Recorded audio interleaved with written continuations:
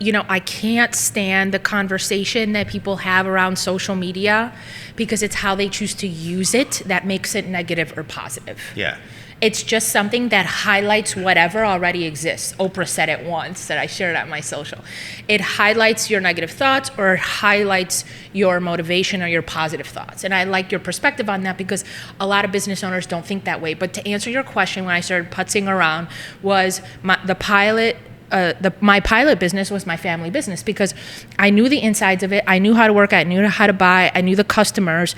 And I saw an opportunity on just putting everything on social. What's the 5 Ps? Do you remember it? Proper preparation prevents poor performance. There you go. It doesn't matter how much money we get. If we don't close, it's no money, right? So no close is no money. I'm everything that I am because of my dad's death. And I wouldn't be as successful without his death. Welcome to the Jason Theory. We are happily joined and on site for the first time at Maria Giagas. Do you like? How do you say that Greek-wise? The Greek way. Giagas, which sounds like no, with a K. It sounds like a yeah, but with a K. Okay, so it's grandma with a K. Yeah. Okay, and what we're going to talk about today is a couple of things. Obviously, being a female. Yes. Am I your first female on the podcast? You are. An entrepreneur, social enterprise, social gold, and how you got involved in that, and kind of reinventing yourself constantly, and how you stay abreast on the trends, and what made you, who you are today and how you got into this. So the first thing I'm going to ask you is, when did you decide that corporate life or working for someone else wasn't for you? Like, what made you make that choice? Yeah, that's a good question. I actually remember where I was and what I was doing. I was working at Prudential Plaza about 7 years ago, and I left the office so that no one could hear me because I naturally have a very robust voice. And I call my dad crying and I go, Baba, that's what I call my dad. I go, I can't do this anymore because I felt as though I was this glorified marketer who they brought in and then started to tell me everything that I need to do. And I was honestly at that point simply writing email marketing campaigns. And I had a bunch of people who didn't know anything about marketing telling me what to do. So I just got fed up. I needed that autonomy. I never saw myself as a person who could be their own business owner. I felt like I didn't know enough.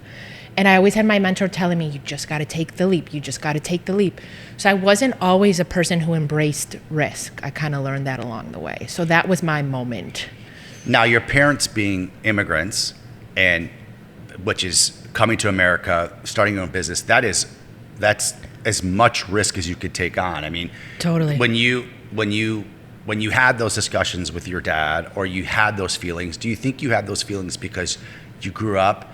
This is my new term, immigrant privilege. Yeah. Oh my God, that's really good. So I think that people that come from parents like ours, I think we have a leg up on being an entrepreneur because we have this. We grow up with parents that don't have bosses, are themselves. Yep. I'm not sure how your dad was, but my mom came here, didn't know any English. Yep. And they just made it. Yep. So same situation. Did my you dad see was 17, that? my mom was 3. Did you see that when you were, hopefully not when they got married? No, when they came over. Yeah, I'm first generation. My first language was straight up Greek. Yeah. I was a little 4-year-old who just started learning English. Yeah, so I agree with that because they almost want to protect you. They've almost kind of created enough business to be able to give you a leg up. But it was just in my blood and my personality that I always wanted more. I wanted more, and I gained that work ethic by working behind the counter at the restaurant at 11 years old every summer. And let me tell you, I still do their marketing, and I'm there on Sundays visiting my parents, and I'm still taking customers, and I know pretty much every single one of them.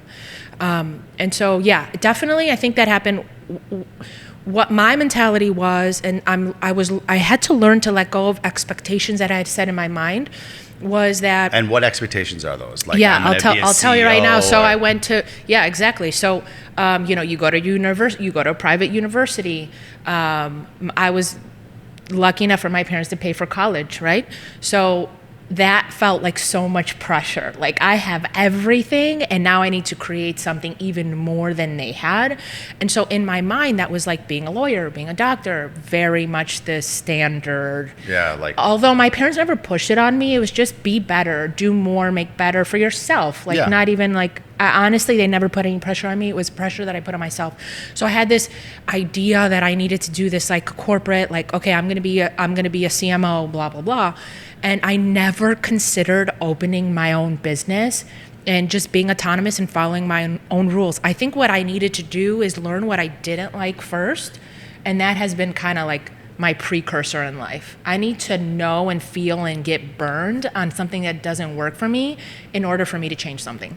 Well, yeah, I mean, there's no way to know what you do like until you know what you don't like. It's the same in housing. So, yeah, I mean, so you It's kind of scary. Yeah, so you walk out, you have this conversation with your dad. Yep. You have this soul moment. Like, Yep. when you sat there and said, "Okay, I'm ready to do this," what did you think about jumping into? Yeah. So. Because it's saying 7 years ago. Yeah, 7. I started my company 6 years ago, January 4th. A few months later, I kind of just started. I didn't necessarily have a vision, but I knew what I was good at, and it wasn't exactly social media. You know, people often peg me as a social media person, but I'm a marketer. Like that, I got my degree in marketing and in sales. They had this like specialty in sales back in the day. Well, I mean, that's a good one to have. Yeah. And so I started working with just clients, just kind of like freelance side work. So I didn't see it as I'm going to start a company. It was I'm going to start working. I'm going to start figuring out what the market needs. I always noticed, I was always surrounded by small businesses, and I used my family's restaurant as a pilot program. They really, along with other similar restaurants and small businesses, needed higher level marketing because they had a bunch of different services that weren't like holistic and couldn't actually guide them in the right direction. And in my opinion, were taking their money unnecessarily and was giving the marketing world a really bad rep on small businesses. Like, how come corporations have the best marketers and small businesses don't have access to marketers? Obviously, I know there's like a budgetary difference. Yeah. But I figure that with the right company and the right business plan in mind, that I could actually help them do better. So you put together this plan. I love it. So basically, every entrepreneur finds an inefficiency in the market. So what you're describing is an inefficiency. Yeah. The inefficiency is there is not a system in place to provide great marketing to smaller businesses. And on top of it, being a smaller marketer, you can be a little bit more nimble, which we'll get into definitely. too. So Yeah. that's something that I think is more attractive too. Because small businesses that are not, I think of a small business as a small boat that can go like this, where I think of a big business as like a freight, where it takes Yeah. like 4 hours to turn. Yeah, like the same at my company is I needed to wait days to get a copy edit Yeah. from my CEO, and it was That's how it exhausting. works, yeah. And so like I think part of my personality is being that mover and shaker, which is similar to you. Like, we're executors, and I couldn't execute in that situation. And now, as like you said, a more nimble marketer, that's really important to me to be able to.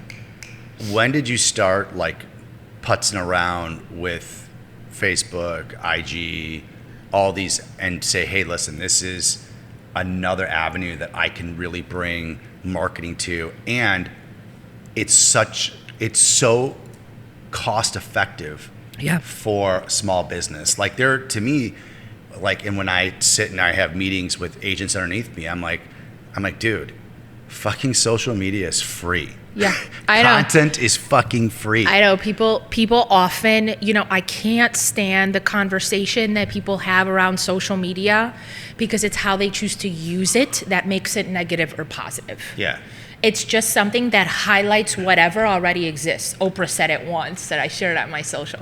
It highlights your negative thoughts or it highlights your motivation or your positive thoughts. And I like your perspective on that because a lot of business owners don't think that way. But to answer your question, when I started putzing around, was my pilot business was my family business because I knew the insides of it. I knew how to work. I knew how to buy. I knew the customers, and I saw an opportunity on just putting everything on social. For us, the channel was Facebook because we're out in the suburbs in Villa Park, and so it was like very blue collar. Like I knew the demographic, and so I started sharing stuff. And then my dad would call me and say, "What did you do?"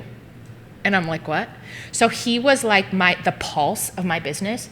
And that's one of the things that actually a question that I always ask when I jump on my first call is how's business? And how do you want business to be? Because if I don't know how your business is, I can't get the pulse of what you need. That's always I'm a macro person when it comes to that. So he started to feel it. Then we started to dissect it, like what content was working, what helped. And it wasn't even so much the content. It wasn't the fact that I was posting a gyro sandwich like this. It was the fact that it's a legacy business. We've been there for almost 40 years. It was doing well to begin with, but there were always people moving in and out. Yeah. And so we started to dissect what the business needed more of. And so where we're located behind off of North Avenue, behind these train tracks. So we don't have we have absolutely zero walking traffic. So if you forget we're there, you're not going to consider us in your meal, in your meal choices. And so what I needed to do is just bring the business top of mind. It wasn't brilliant marketing, it was brilliant strategy because we tapped into what the business needed more of. And so honestly, and then I started doing advertising, that increased our business within a matter of 3 years by like 18-20%. My dad knows his numbers. So we dissected the numbers. And so then it gave me the confidence, and this was the key. This is where I started making money in my business too, is it gave me the confidence that I know what works. When you see it over and over and over again, and you and I, we follow these content producers on social and these business owners, volume and experience comes from volume and sales and having conversations with real people and real businesses. So that was my kickoff. I like how you went into content and then strategy, and I think that's something, I think that's something that people forget, that you just can't throw content. And I mean, and that's, working with you, with our group, the big thing is the strategy, and you always have to have a strategy, and you can like kind of get away from the strategy, but it's all that. So it's not only making the content, but then it's you coming in and providing the strategy.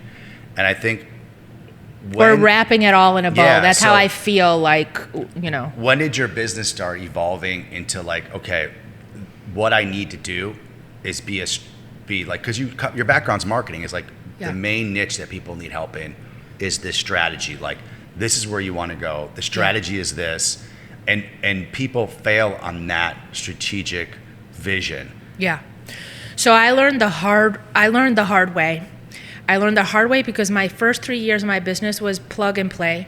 I was working with mom and pop shops. I didn't have a business plan. I was almost testing the market. More than anything, it was like, how am I going to make money? Because I have to survive now. Yeah. Because now I didn't have debt at the moment, but you want to build, right? So I kept my overhead really low, and I definitely undercharged. And I was working with mom and pop shops, and I realized like where there's some whatever. And then I gained my confidence, and then I started approaching restaurants, because that's where I was confident, and that's where I started building. And obviously, I'm of a Greek heritage. There are a lot of people to choose from when it comes to trying restaurants. Yeah. So remind me specifically the question. How did you start to put together, like, knowing that you needed to have strategies to make your business grow? Like, so, that's the linchpin. This is what I'm going to do. I'm not just going to throw content out there, but strategies is how I'm going to grow my business. So the first hump was, how can I monetize the business and make it make sense for you to want to pay me, okay? And part of that is that I just needed proof that it works. And that I needed to ask the right questions to know how you were going. Okay, you're of a different caliber business than when I started with, so you have the budget. But in the beginning, how is someone going to pay a consultant or a marketer $500, $1,000, $1,500 just for my time, in addition to the ads and all that jazz? So first, I had to make sense of it business-wise, and I had to prove that. Then I built my confidence, and then I realized that people were putting then it was the mindset, and that's what I'm focused on in this phase of my business, is the marketing mindset. Is people, I think you have a really good mindset on marketing going into it. I think that's why we're even working together, is because you didn't know a lot of who I was or what I did or what I stood for. You invited me in for a meeting. You're like, what can you do for me? Do you remember that? Well, I know it needed to be done. Yeah. But so you had a really great perspective on marketing. And for those of you who follow me or don't follow me on It's Social Gold Group on Instagram, is I talk a lot about that mindset, because I get on discovery calls, and 50% of my discovery calls are, okay, well, what should my content be? How do these people have $160,000? People are focused on the wrong things. They're not focused on the same reasons why. Like from a personal standpoint, people have to go inward on their business instead of look outward. It's really important to be aware of where your competitors stand with this. So to answer your question, mindset is what matters. And then with a mindset, people understand that they don't want to shoot blindly. There has to be a reason for content. So one of the things that we're going to hone on in this year is every single piece of content has to go back to our 5-pillar strategy: inform, educate, entertain, etc. Every piece of content, I'm going to bring that home to. So our market updates, those are educational. They build trust with your audience because they know that you're tuned in and that you're paying attention. So that's what it all came down. That build was monetizing everything and then going into the mindset, so that the mindset supports the strategy, because people often work backwards when it comes to content, and they just put out a pretty piece of picture and think that it's going to do something for them. But really all it comes down to is like the holistic, how people view your content as a whole and how it's making them feel in the end. And then also resonating with them. I had a conversation with Sophia on this. Resonating with them so that when you're ready to buy. So stop sourcing people to buy right now. Not everyone is on your commission structure to meet your sales goals. They want to call you when they're ready. I called you a year and a half before I bought the place that we're in. Yeah. Because I wanted to talk it out. Yeah. Right? I think that's the one mistake that people make with social media, is thinking that, hey, I want to do content for, like, we're not, like, most people aren't selling knee braces. Yeah. Or a t-shirt. Or cheeseburgers, as I say. Yeah. But I mean, and I buy t-shirts. I've just bought a t-shirt off Instagram, so it does work. But most people are looking to know who you are. And I had a client that once told me, and I told you the story. He's like, whenever people ask me for a realtor, it's like, I just send your IG. Yeah, I love that. It's like the new age business card. It's a business card. I don't even print, guys. I don't even have, my desk is to our right, and I don't even have a business card. Yeah, it's a business card because that is a snapshot of who you are, what you do, what you're about. Yep. So I think the one thing that you hit on are questions that I would ask, and you just ended up just hitting them on yourself, is that the content has to be not for today. I think if people want to get involved and call you up and get involved in doing social media and making it a part of their marketing budget, the content has to be about who you are as a person and the totality of your business and what you're looking for. Because like you said, especially in my business, people don't just wake up in the morning and go to the register and buy a house. Yeah. It's a 6 to 7 to 8 month process. Could be a year process. People call me 2 years after they first got a postcard of mine. Yep. So you have to establish the trust. Yeah. And in what content, I mean, I know we kind of tipped on this, but like if you had to give someone advice on when they do a piece of content, not a strategy, but a piece of content. Okay. What would you tell them in terms of like, hey, if you're going to do one thing, pick up that phone and talk to that phone and drop it on TikTok, IG, or Facebook, what's the one piece of content that you should do? I always say talk about your any sort of kind of myths and or the 5 questions that you hear most from your customers. So basically show them what you know, but I know that's like really evasive. So break it down by busting a myth or answering a question that you hear 10 times a day. How long should your content be? And like if you were like, if I could have the most perfect piece of content that talked about who I was, it would be this length. Under 30 seconds. Under 30 seconds. Yeah. Yeah. If it's more of a that's like a shame for us. Yeah, It's a shame for us as a Jason society. has a lot to say all the time. Yeah. And it never hits the 90-second Yeah. reel max. 30 seconds. 30 seconds about what makes you you. And I think people, you have to be honest because I think people Yeah. can smell. People are really bullshit. scared of being honest. I actually see this generationally speaking. So Social Gold works with more advanced businesses, top performers, and there's a generational aspect that comes to that too. So you're not typically a 23-year-old and top performer. So I'm typically not working with 23-year-olds. You know, I'm working with 35 plus, 40 plus, 45 plus. And that mentality is that mindset that we talked about is what I have to get around. And I see commonalities between that generation, the generation above that, the baby boomer, my generation, the millennial generation. And so that's what it comes down to is understanding what my discovery call is really just me interviewing what your perspective on marketing is. Yeah. So I know what our relationship What is you're going to be dealing like. with. Yeah. Where do you see the next step for Social Gold? Like, what is your obviously, you know, you'd love to have 7,000 people working. I mean, do you want, like, I don't want that. Nope. For me, like we all, I know, I love that. Our managing broker is always like, bring more people on. I'm like, oh, fuck that. So, you know what's so funny is this goes into back to the question of me having that phone call with my dad. I always aligned success with larger, bigger, stronger, but now I see it as profit. Yeah. And and in case you haven't noticed, the trend is downsizing your company right now.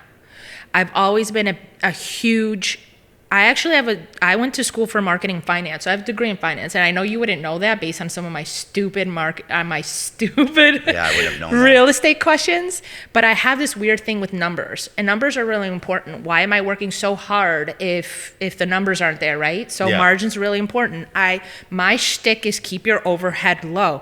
And so I considered, right now I have about 4 or 5 different people working for me, but part-time. And no one would ever know that because all the videos that you see are me and probably my pajamas Yeah. and like this desk over here. So my goal is to continue to help more people and keep my overhead low, I don't need this big fancy office. And as long as the work is there and the profit is there, that's all I care about. So my business plan actually does not include expanding. So you don't see yourself scaling. No. Scale, yes. So scaling as far as the quality of businesses that I work with is definitely going to be important. Would rather, I mean, this is how realtors think too. Yeah. I mean, this is how I think. It's Sophia thinks. There's other realtors that do it a different way. And, Sure. And they're all profitable. Yeah. But you either hire a bunch of people, you do low commission, and you do a ton of transactions, and you do it that way, or you elevate your price point. You do less. Yep. So you work less, you make more money, but you elevate the price point. There's 2 different directions to go. Yeah. So I have 2 parts of my business. The other side that people don't know a lot about because it doesn't really hit the independent world is I do marketing consulting for like larger companies, $1 million plus. And so that part of the business is something that I do want to grow and scale, but I don't need to expand my company in order to do that. I need to perfect my systems and processes in order to do that. And so when it comes to social is a volume business unless you start working with brands where the stake is higher. Okay.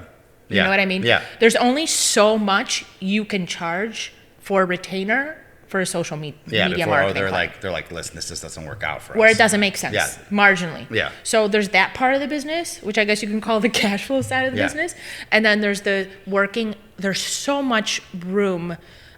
And so much work to be had. I call myself a marketing strategist, specifically social media marketing. So people have a marketing team and they bring me in. They have their team executing, but they need to reset. You know, the logarithms change. There's all these new channels. They want to filter in their social media marketing strategy with their email marketing strategy, which we talked about. People forget all the other channels. There's so much more to marketing than just social media. Yeah, and that's something that you have to build up to as you've got your strategies set, right? Yeah, Like a building phased blocks, approach, A, which B, we call C, exactly, D, yeah. You know? Yeah, exactly. So someone looking to get into social media, where you see it now and where you're seeing it go, Yeah. what would be the first, like if someone called you up and said, hey, here's my plan, this is what I do, and you're like, all right, let's work together, let's do this.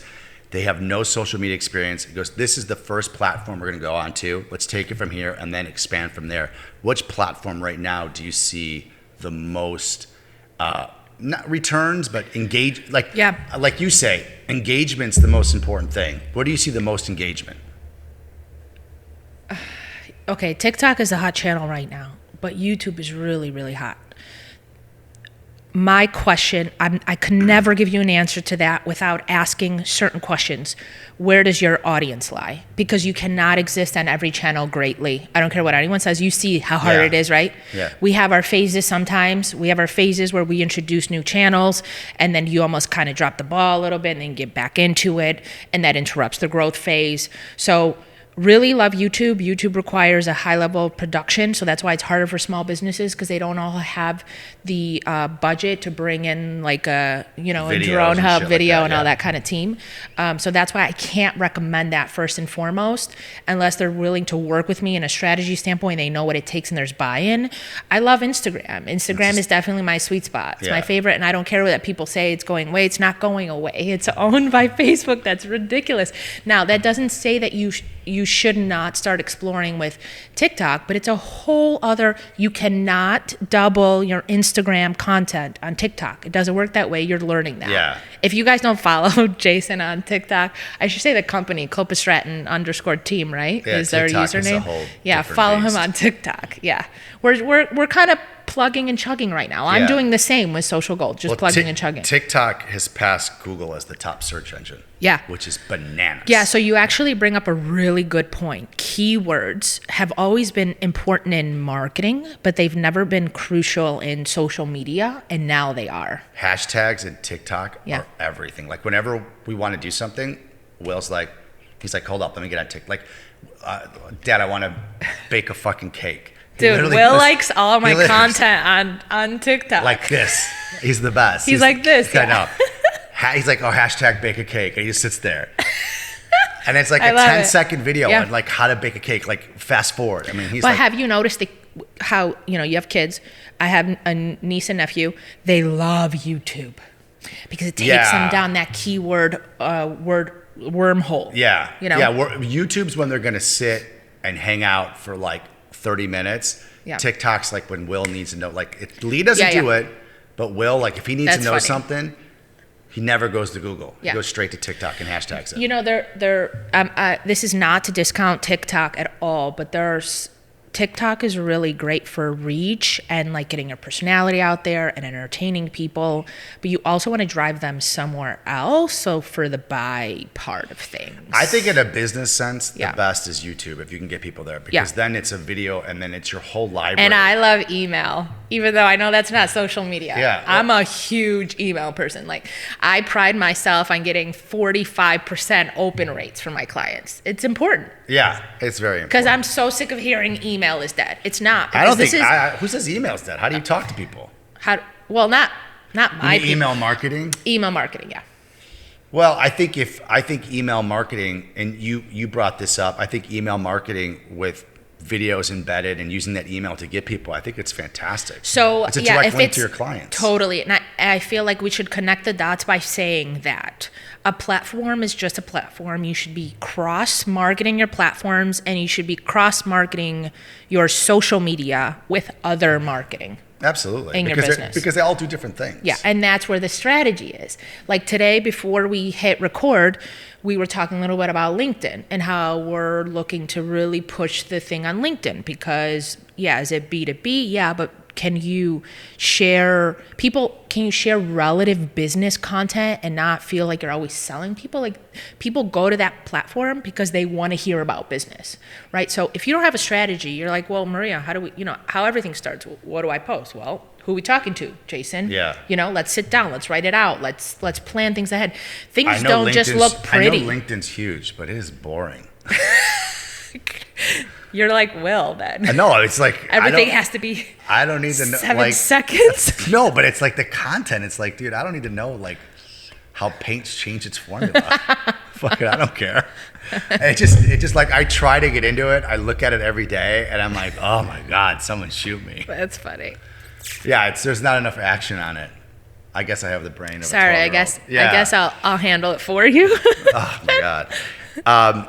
All right, so in closing, Yep. I just want to constantly, when you wake up every morning, Yep. and it's just you, what are the thoughts that you have in terms of what?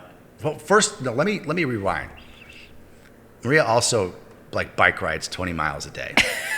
So I want to. The season is coming to an end. I want to get your thoughts on Yep. people that take care of themselves physically and are entrepreneurs. I don't know. Let me tell you, It's one and the same. I credit that and my value system, my environment, everything I was given from my parents and my family to the discipline that allowed me to get through the low confidence stage, that allowed me to get through my first month, I made $500, Jason. That's like a cry-worthy amount, but like you have to start somewhere. And so I actually, I started CrossFit, I think it was 8-9 years ago. I let go of it during COVID. CrossFit really helped me understand, this sounds so silly and bro-ish, but small gains. That's where my mentality, Dude, yep. it's everything. Yeah, it's everything. Because you don't see it. Yeah. And for a long time, Yep. and you turn around and you're like, holy shit, it Yep. worked. And then the reading, the podcast, I worked with a life coach who happened to be a friend of mine who helped me just project my thoughts back to her and understand I still battle a scarcity mentality for myself. That's the one thing that was given to me from the immigrant. When you think there's not enough money in the world, there's not enough business to go around, there's not enough. That's why you're an entrepreneur. If you didn't have that, you wouldn't do that. I mean, I wake up every morning thinking that I will be broke by the end of the day. Yeah. But I bike ride. Yeah. And then it goes away. And I think I'm just saying, like, I wanted to hit that because I don't think people exercise enough. And I'm not saying that we're here. Exercise is not to be like, I'm gonna be Mr. Olympia. I'm gonna wash shirts on my belly. I'm not talking about that. Exercise does one thing. It challenges yourself. If you want to be an entrepreneur and you cannot get your ass to the gym or you cannot work out, it's not going to work out. There's a statistic, because when I was doing CrossFit, there was a statistic that top performers align somehow, I don't know what it is, with extreme sports. And there's a reason for that. Because if you can't like feel pain physically or know what it feels like, it's hard to get over it up here. I 1,000%, I'm so glad you brought that up because I attribute that to helping me build my discipline. Yeah, I think it's everything. When I see you online biking, in the back of my head, I'm like, this is what you have to do. She's a psychopath, right? All my friends that are top level, they all work out. And they're not working out for vain. Yeah. They're working out to challenge themselves on a daily basis and to accomplish. It's a nice bonus though. Yeah, but as an entrepreneur, not every day is going to be great. Yeah. But if you get that workout in, you're like, okay, I didn't close a deal. I didn't do this. I didn't have a showing, but I accomplished this. Yeah, I that's think good. a true entrepreneur wakes up every morning and says, what the fuck am I going to accomplish today? Yeah. What am I going to accomplish today? 1,000%. So when you wake up, that scarcity, I think that's why you do what you do. I think that's the blessing of it being from an immigrant. I think that's the blessing of my mom telling me that she came here when she was 8. Our house family ate first, and whatever was left is what she got. And it was the wings because no one else wanted it in the home. And she was tormented for that. Aww. My mom still sucks on marrow because she can't throw food away because that's the way she was raised. Yeah. But my mom's also That's why I'm like, you guys better eat those tacos because I am not throwing anything. I just think that there's something to that I don't think that people really understand. Yeah. That the mind and the physicalness is what keeps you going and keeps you accomplished. And it's not about looking amazing. It's about feeling amazing and knowing that you accomplished something. Totally. Yeah, I couldn't agree more. I'm glad you asked that. Yeah. So then what's the second thought you have after you're like, when am I going to work out? When I wake up in the morning, Yes. I go straight to Clopas Stratton Reels and see how they Jesus performed. All right. We'll end on that.